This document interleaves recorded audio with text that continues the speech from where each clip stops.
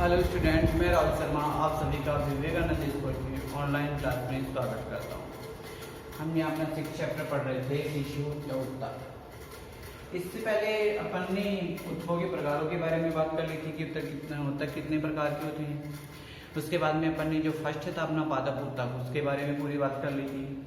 अब अपना जंतु उत्तक चल रहा था और जंतु उत्तक में भी अपन ने एक फर्स्ट जो उत्तक था अपना एपिथेलियम टिश्यू या जिसे उपकला उत्तक कहते हैं, उसके बारे में भी अपन ने बात कर ली थी। अब यहाँ अपन कनेक्टिव टिश्यू या संयोजी उत्तक के बारे में बात कर रहे थे।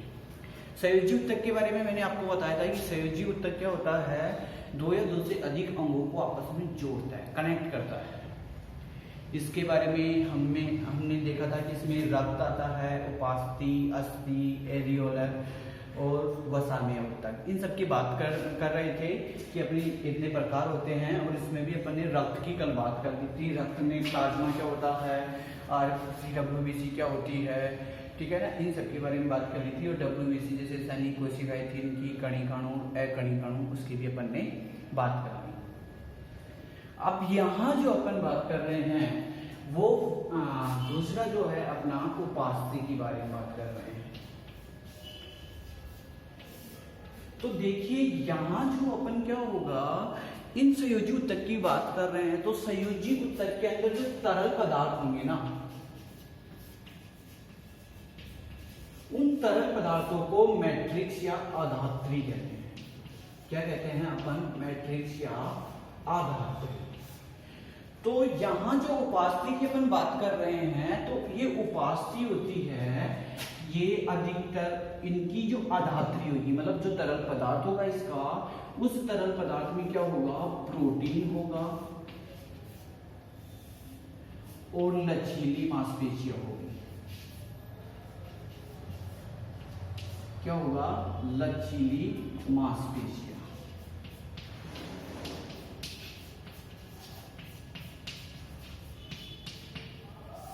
ठीक है ना। तो ये उपास्थि की बात कर रहे हैं और ये उपास्थि जो होती है मुलायम होती है। जैसे यहाँ अपनी नाक के नोक की बात करते हैं, गले की इसकी बात करते हैं, कानों की इनकी बात करते हैं। तो ये क्या होती है, जो भी अपना कोमल वाला पार्ट है, लचीला वाला भाग है, उन सबको अपन क्या कहते हैं? उपास्थि कहते हैं। ठीक है। और ये उपास्थि क्या होती है, अस्थियों से जुड़ी हुई रहती है। तो उपास्थि किससे जुड़ी हुई होती है? अस्थियों से। अस्थि का मतलब यहाँ अपन बात करते हैं हड्डियों की, अपनी बोन्स, हड्डियों की बात कर रहे हैं। ठीक है। तो यहाँ अपन अस्थि की बात कर रहे हैं। ये उपास्थि किससे जुड़ी होती है? अस्थि से जुड़ी होती है। ठीक है। तो यहाँ ध्यान रखना है आपको, उपास्थि। उपास्थि का मतलब यहाँ पर मांसपेशियां कह सकते हैं अपन, ठीक है ना। यहाँ क्या कह सकते हैं अपन? मांसपेशियां कह सकते हैं। तो ये मांसपेशियां किससे जुड़ी होगी? अपनी अस्थि से जुड़ी होगी। एक संरचना द्वारा जुड़ी रहती है जिसे अपन क्या कहते हैं? कंडरा कहते हैं, टेंडन। क्या कहेंगे इसको? कंडरा। इस चीज को आपको ध्यान रखना है कि मांसपेशियां अस्थियों से किस संरचना द्वारा जुड़ी रहती है, या उपास्थि अस्थि से किस संरचना द्वारा जुड़ी रहती है। तो उस संरचना का नाम लिखना है तो अपन को कौन सा नाम लिखेंगे अपन? कंडरा। कंडरा जो होती है क्या करती है? अस्थि और उपास्थि दोनों को आपस में जोड़ती है। अब देखो, एक छोटा बच्चा है और उस छोटे बच्चे को अपन क्या करते हैं, जैसे 2 साल का, 5 महीने का, 6 महीने का, तो अपन बात करते हैं कि उनकी जो हड्डियां होती है वो कच्ची होती है, कह सकते हैं कि अभी इनकी ये इतना परिपक्व नहीं हुआ है। तो जो जिस टाइम पे वो जन्म लेता है, उस टाइम वो उपास्थियों से मिलकर बना होता है। मतलब कहने का मतलब है कच्ची हड्डियों से मिलकर बना होता है। अब वो क्या होगा, जैसे जैसे उसकी उम्र बढ़ती जाएगी तो उसके जो आधात्री वाला पदार्थ था, ये वाला आधात्री वाला पदार्थ, उस आधात्री वाले पदार्थ में क्या होता है? कैल्शियम बनने लगता है और कैल्शियम उसकी उपास्थियों में जमने लगता है। अब क्या होगा? कैल्शियम। तो देखो, कैल्शियम एक होता है कठोर पदार्थ होता है। अब एक कठोर पदार्थ है तो अब ये उपास्थ्य थी। अब इन उपास्थ्यों के अंदर जैसे ही उसकी उम्र बढ़ रही है तो उसको क्या बन रहा है? उसके कैल्शियम बन रहे हैं। ठीक है। कैल्शियम बन रहे हैं, और कैल्शियम की बात कर रहे हैं अपन, तो उसकी आधात्री जो है, उसका मैट्रिक्स है, वो तरल पदार्थ है, वो क्या कर रहा है, मजबूत होता जा रहा है। जैसे जैसे क्या होगा, जैसे जैसे इसके शरीर में कैल्शियम जमेगा, तो कैल्शियम जमने के साथ में क्या होगा, इसकी आधात्री मजबूत होती जाएगी।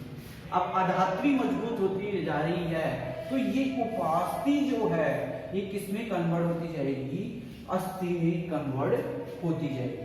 ठीक है ना, इसको अपन ने क्या बोल दिया, हड्डी बोल दिया, कि ये जो है उपास्थियां किसमें कन्वर्ट हो गई, हड्डी में। अब इसमें कठोर पदार्थ हो गया ना, कैल्शियम जम गया। तो अब देखो, अब दो अस्थियां क्या होती है, एक तो मान लो कि ये मेरे हाथ की ये वाली अस्थि है और एक हाथ की ये अस्थि है, ये दोनों आपस में एक संरचना द्वारा जुड़ी रहती है। अपन बात कर सकते हैं अस्थि से अस्थि एक संरचना द्वारा जुड़ी रहेगी, जिसे अपन क्या कहेंगे, स्नायु कहेंगे, लिगामेंट।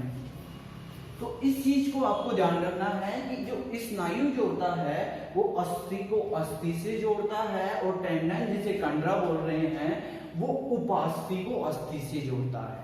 ठीक है, इसकी अगर अपन आगे बात करें तो एरेलर टिश्यू होगा जो जिसकी, हाँ, तो हम यहाँ बात कर रहे थे कि ये अस्थि और उपास्थि, ठीक है, और अस्थि और अस्थि को जोड़ने वाली जो संरचना होती है उससे अपन ने क्या बोल दिया था, स्नायु बोल दिया था। अब देखिए ये जो क्या होती जाती है, कठोर, जैसे कैल्शियम इसमें जमा होता जाता है, तो कैल्शियम जमा होने के साथ साथ क्या होगा, ये और भी कठोर एवं मजबूत होती जाती है। अब एक कठोर और मजबूत हो गई तो इसमें पोषक पदार्थों की मात्रा भी क्या हो जाएगी, बढ़ जाएगी। तो ये अगर इसका अस्थियों का अगर अपन काम देखें तो क्या क्या काम होता है, तो ये क्या कार्य करती है, अपने शरीर को सहारा प्रदान करती है, कि अपनी जो बैलेंस है अपनी बॉडी का, उस बैलेंस को बनाए रखती है, और अपनी जो शरीर है उस पूरे शरीर का ढांचा प्रदान करती है, कि किस प्रकार के अपन को ढांचे को बनाना है। कभी कभी क्या हो जाता है कि इनकी वजह से ढांचा बिगड़ जाता है। जैसे मान लो कि मेरी ये हड्डी थी, तो ये हड्डी क्या हो गई, किसी भी कारणवश कि ज्यादा पोषक पदार्थ मिल गया तो ये अधिक मात्रा में बढ़ गई, तो क्या हो गया, ये जो वाला जो पार्ट है ये बढ़ गया, तो बढ़ गया तो क्या हो गया, मेरा ढांचा खराब हो गया ना, मुंह तो ऐसे दिखने लग गया। तो इनका कार्य भी क्या होता है, अस्थियों का कार्य है अपने शरीर को ढांचा प्रदान करने का होता है। अस्थि से अस्थि को जोड़ने वाली की संरचना भी आपको याद रखनी है। अब देखिए इससे आगे अगर अपन बात करते हैं, और एक चीज याद रखना कि पूरे जो मानव एक स्वस्थ व्यक्ति में हड्डियों की संख्या जो होती है 206 होती है, और एक बच्चे में 309 के समथिंग हड्डियां होती है। अब इसके बाद में ये उपास्थि हो गई, मतलब कोमल वाला भाग हो गया। अस्थि की बात कर ली अपन ने। अब इसका एरियोलर ऊतक की बात करेंगे, तो एरियोलर ऊतक क्या होता है कि ये जैसे इसका फोर्थ वाला जो पॉइंट था अपना, एरियोलर ऊतक, एरियोलर टिश्यू की बात करेंगे, तो यहां देखिए अपने पास जो है ये वाला क्या हो गया कि जो मांसपेशियां और हड्डी, मतलब ये त्वचा और हड्डी के बीच में जो संरचना पाई जाती है उन्हें क्या कहते हैं, एरियोलर ऊतक कहते हैं। इनकी जो कोशिकाएं होगी, अब देखो ऊतक तो सभी क्या है, कोशिकाओं से मिलकर बने हैं, तो इनकी यदि कोशिकाएं होगी तो ये कोशिकाएं क्या होता है, इन कोशिकाओं के अंदर स्थान होता है, तो छोटी छोटी जगह होती है जिनपे प्रोटीन पाए जाते हैं। तो देखिए ये है, कह सकते हैं कि जहां पे अपनी ज्यादा चर्बी होगी या जहां वाला भाग मोटा होगा, दबदबा वाला भाग होगा, वहां पाए जाएंगे एरियोलर टिश्यू या एरियोलर ऊतक। ये क्यों, इनमें दबदबा वाला भाग क्यों होगा, क्योंकि इनकी कोशिकाएं जो होती है ना, इनकी कोशिकाओं के मध्य क्या होता है, आंतर कोशिकीय स्थान होता है, मतलब जगह होती है, और इन जगह में क्या होते हैं, आधात्री, वही तरल वाला पदार्थ जिसे मैट्रिक्स कहते हैं, और प्रोटीन दोनों क्या हो जाते हैं, आपस में आकर जुड़ जाते हैं। तो ये अपन जैसे किन किन के बीच में पाया जाता है, त्वचा और हड्डियों के बीच में पाया जाता है, और साथ ही साथ जो अपन ने रक्तवाहिनिकाएं पढ़ी थी, मतलब ऐसी नलिकाकार संरचना जो रक्त को एक स्थान से दूसरे स्थान तक लेकर जाती है, तो वो रक्तवाहिनिकाएं पढ़ी थी, उस रक्तवाहिनिकाओं के ये पास में होकर पाए जाने वाला जो ऊतक, ये यहाँ भी इनकी जो दीवारें हैं उन दीवारों के पास में पाया जाता है, ताकि इनकी जो स्थिति है उनको क्या करे, एक स्थिर बनाए रखे। ठीक है, ये रक्तवाहिनी है और इस रक्तवाहिनी की दीवार के दोनों तरफ ये क्या, ये ऊतक पाया जा रहा है, ताकि क्या हो, ये इसकी स्थिति को वैसे की वैसे बनाए रखे।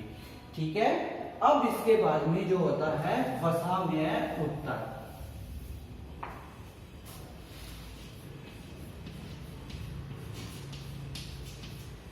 वसामय ऊतक, तो वसामय ऊतक ये वहां पाया जाएगा जहां सबसे ज्यादा अपने शरीर में चर्बी होगी, जैसे पेट। तो ये क्या होती है कि अपने शरीर में जो अतिरिक्त जो वसा जम जाती है, जैसे मान लो कि मैंने खाना खाया, अब खाना खा लिया और खाना खाने के बाद में आज ज्यादा हो गया किसी भी कारणवश, जैसे शादी हो गई, ज्यादा चेप लिया, तो उस कंडीशन में क्या हो गया, जैसे उस कंडीशन में मैंने ज्यादा खाना खा लिया, मेरी जरूरत तो कम थी लेकिन मैंने क्या कर लिया, ज्यादा ग्लूकोज ले लिया। अब ज्यादा ग्लूकोज ले लिया तो वो ज्यादा ग्लूकोज क्या हो जाता है, स्टोर हो जाता है। अब वो काम में नहीं आता, तो काम में नहीं आता तो वो क्या होता है, स्टोर होता रहता है, स्टोर होता रहता है, स्टोर होता रहता है। तो उस अवस्था में अपना जो आकार है वो भी क्या होता जाता है, बढ़ता जाता है। तो वो ऊतक क्या कहलाएगा, वसामय ऊतक। जो अतिरिक्त जो चर्बी होगी उसे अपन क्या कहेंगे, वसामय ऊतक। मतलब ये कहने का मतलब है भोजन को संग्रहण करने का कार्य करता है। ये तो अपना कौन सा हो गया, संयोजी ऊतक हो गया। इसके बाद में अपन इस थर्ड ऊतक की बात करते हैं, पेशीय ऊतक की। पहले तो अपन ने एपिथेलियम ऊतक की बात कर ली, फिर उसके बाद में अपन ने किसकी बात कर ली, संयोजी ऊतक की बात कर ली, और अब जो अपना तीसरा जो ऊतक है वो कौन सा है, पेशीय ऊतक। तो देखिए पेशीय ऊतक की बात करते हैं तो ये क्या है, मांसपेशियों से मिलकर बना है। किससे बना है, मांसपेशियों से मिलकर बना है। अब ये मांसपेशियों से मिलकर बना ये ऊतक है, तो इस ऊतक के बारे में अपन ये बात करेंगे कि ये छोटे छोटे तंतु होते हैं। इस ऊतक के क्या होते हैं, माइक्रो, जैसे फिलामेंट कहते हैं, ये तंतु होते हैं मांसपेशियों की। ये तंतु है, ये तंतु है, ये तंतु, बहुत सारे तंतु होते हैं। और ये बहुत सारे तंतु क्या होते हैं, मिलकर मांसपेशियों का निर्माण कर लेते हैं। जैसे मान लिया कि ये है, ये बहुत सारे तंतु क्या हो गए, एक बंडल का निर्माण कर लिए, पेशीय बंडल का निर्माण कर लिया। और अब ये पेशीय बंडल क्या होंगे, सारे बंडल मिलकर पेशियों का निर्माण करेंगे। तो अपने शरीर में बहुत सारे बंडल तंतु मिलकर क्या कर रहे हैं, पेशियों का निर्माण कर रहे हैं। तो इन्हीं ऊतक में क्या होती है, 3 प्रकार की पेशियां होती है जिन्हें अपन यहाँ पढ़ेंगे। 3 प्रकार की पेशियां पाई जाती है। पहली पेशी की अगर अपन बात करते हैं तो कंकाल पेशी,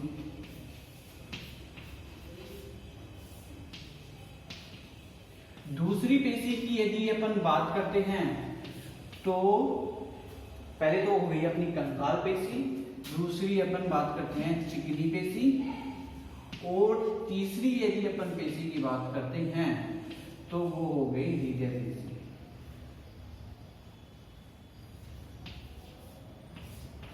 क्या हो गई, हृदय पेशी। कंकाल पेशी, चिकनी पेशी, हृदय पेशी। तो ये जो कंकाल पेशी होती है ये किस टाइप की होती है, मतलब ये बेलनाकार होती है, कहने का तात्पर्य है ये जो पेशियां होती है बेलनाकार होती है और ये अपने शरीर का कंकाल तंत्र बनाती है।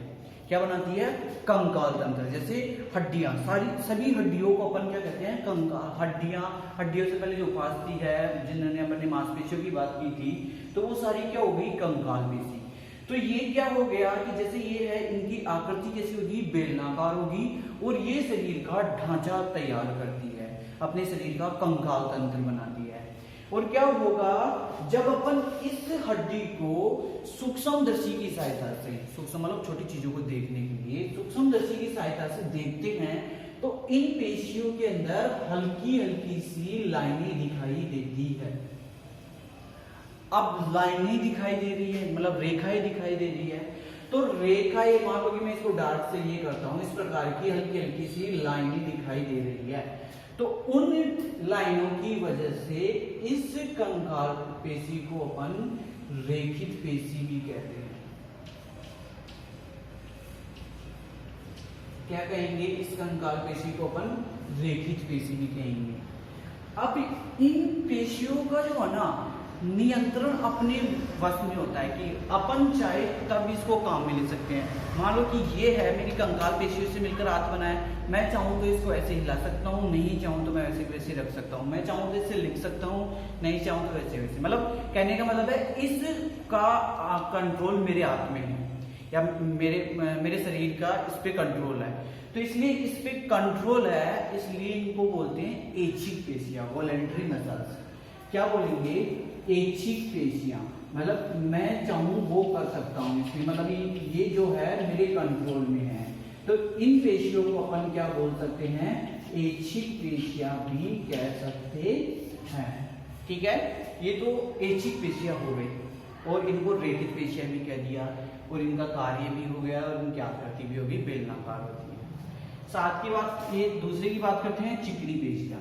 तो चिकनी पेशी गोलाकार होती है, लेकिन इनके जो कोने होते हैं वो तरकूनुमा मतलब नुकीले होते हैं, इस टाइप के। इनकी क्या होते हैं? नुकीले होते हैं। और इन पेशियों में कोई सूक्ष्मदर्शी से देखने पर कोई रेखा ही नहीं दिखाई देती। अब इनमें कोई रेखाएं नहीं दिखाई देती, इसलिए इनको अपन क्या बोलते हैं? अरेखित पेशियां, मतलब इनमें कोई रेखाएं नहीं है। तो इनको अब मैंने क्या बोल दिया? अरेखित पेशियां। जब लाइन ही नहीं दिखाई देगी तो किस प्रकार की रेखित पेशी? नहीं बोलेंगे इसको। अब क्या होता है, ये आहार नाल है ना, इस आहार नाल में पाई जाती है ये पेशियां। तो क्या मैं अगर खाना खा लिया तो जब तक निगलूंगा मैं खाने को, मेरे गले से नीचे उतारूंगा, तब तक यहाँ तक मुंह तक तो मेरे कंट्रोल में है, चाहे मैं उसको निगलूं या थूकूं। लेकिन यदि शरीर के अंदर चला गया तो क्या मैं उसको ऐसे बोल सकता हूँ कि मेरे को 10 दिन तक कहीं जाना है, तू 10 दिन तक यहीं पड़ा रहना? वो मेरे बस की बात नहीं है। वो अंदर जाएगा और उसकी पाचन की क्रिया होगी, वो मेरे बस में नहीं है कि मैं उसको पाचन करवाऊं या नहीं करवाऊं। मतलब कहने का मतलब है वो मेरे कंट्रोल में नहीं है। तो यदि वो कंट्रोल में नहीं है तो उन पेशियों को क्या बोलते हैं अपन? अनऐच्छिक पेशियां। क्या बोलेंगे? अनऐच्छिक पेशियां। ये पेशियां अपने कंट्रोल में नहीं है। अब बात करते हैं हृदय पेशी की। तो ये पेशियां क्या होती है? ये साकित होती है, ब्रांचों की तरह वैसे फैली रहती है। ये पेशियां क्या होती है? साकित होती है, ब्रांचों की तरह फैली रहती है और एक दूसरे से जुड़ी हुई रहती है। और जुड़ी हुई रहती है तो इनके भी यदि अपन देखें सूक्ष्मदर्शी की सहायता से, तो इनकी जो पेशियां होगी उनमें भी हल्की हल्की लाइनें दिखाई देती है। अब हल्की हल्की लाइनें दिखाई दे रही है तो इसका मतलब क्या हो गया? उनको भी अपन ने क्या बोल दिया? रेखित पेशियां है। ठीक है, लेकिन ये पेशियां क्या है कि मान लो कि मैं बोल रहा हूं कि मेरा 22 साल से ये धड़क रहा है, हृदय में, हृदय में पाई जाती है। तो यदि मैं इसको बोल रहा हूँ मेरा 22 साल से धड़क रहा है तो 2 साल के लिए बंद हो जा, थक गया होगा, ऐसा कभी पॉसिबल ही नहीं है। ठीक है, अगर ये बंद हो गया तो अपन भी बंद हो जाएंगे। तो इनका भी कंट्रोल अपनी बस में नहीं है। यदि अगर इनका भी कंट्रोल अपने बस में नहीं है तो इनको भी अपन क्या बोलेंगे? अनऐच्छिक पेशियां। ठीक है ना, तो ये 3 पेशियां हैं जो कंप्लीट हो गई। फिर इसके बाद में अपन तंत्रिका उत्तक की बात करेंगे। तो यदि आपसे पूछ लिया जाए कि अनैच्छिक पेशियों के उदाहरण, अनैच्छिक पेशियों के नाम बताइए, तो चिकनी पेशियां और हृदय पेशियां। ठीक है, और यदि आपसे पूछ लिया जाए रेखित पेशियों के नाम बताइए, तो कौन कौन सी है? कंकाल पेशी और हृदय पेशी। यदि आपसे ऐच्छिक पेशी का नाम पूछ लिया जाए तो कौन सी है? कंकाल पेशी। धन्यवाद। इससे आगे अपन कल पढ़ेंगे, अपना चैप्टर फिनिश हो जाएगा, उसके बाद में अपन इसका होमवर्क डाल देंगे। Thank you.